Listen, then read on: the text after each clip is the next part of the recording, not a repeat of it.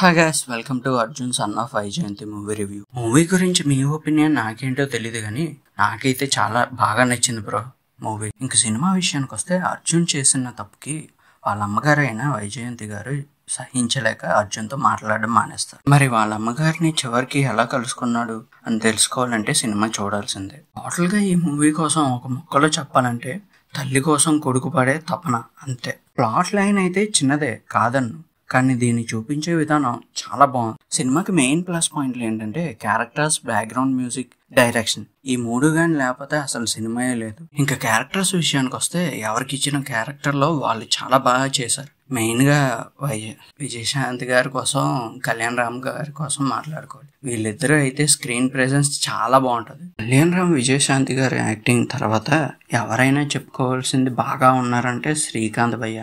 శ్రీకాంత్ అయితే చాలా బాగుంటుంది రోలు, చూడండి కంపల్సరీగా ఇంప్రెస్ అవుతారు. అక్కడక్కడ కొన్ని డైలాగులు ఓవర్గా అనిపించినా పర్వాలే, అక్కడ మర్చిపోతాం వాటిని సినిమా చూస్తున్నాను సేపు. సినిమా ఎక్కడ అయితే బోర్ కొట్టకుండా చాలా బాగా తీసుకెళ్తారు. క్లైమాక్స్ లో మటుకు చాలా ఎమోషనల్ టచ్ తో చాలా బాగా చూపించారు. సినిమాలో ఏదైనా నెగిటివ్ ఉంది అంటే అది కొన్ని పాటలు, 2-3 డైలాగులు, అంతకు మించి ఇంకేం ఉండదు. మిగతా సినిమా అంతా బాగానే ఉంటుంది. డైరెక్టర్ గారు ఎంచుకున్న స్టోరీ లైన్ చిన్నదే అయినా చూపించే విధానం చాలా బాగా చూపించారు. ఎక్కడ సాగదీయకుండా, బోర్ కొట్టకుండా చాలా నీట్గా ప్రెజెంట్ చేశారు ప్రతి ఒక్క క్యారెక్టర్ని. ఈ సినిమా మాత్రం కళ్యాణ్ రామ్ గారి బెస్ట్ మూవీస్లో ఒకటిగా నిలుస్తుందని నేను అనుకుంటున్నాను. ఇప్పటిదాకా ఇక్కడ వరకు ఎవరైనా వీడియోని చూసినట్టయితే మీ ఒపీనియన్ ఏంటో సినిమా మీద కామెంట్ చేయండి. అంతేకాకుండా ఇప్పటిదాకా ఎవరైనా సినిమా చూడకపోతే వెళ్ళి చూడండి, చాలా బాగా ఎంజాయ్ చేస్తారు. నచ్చలేదు అంటే మరి నేనేం చేయలేను.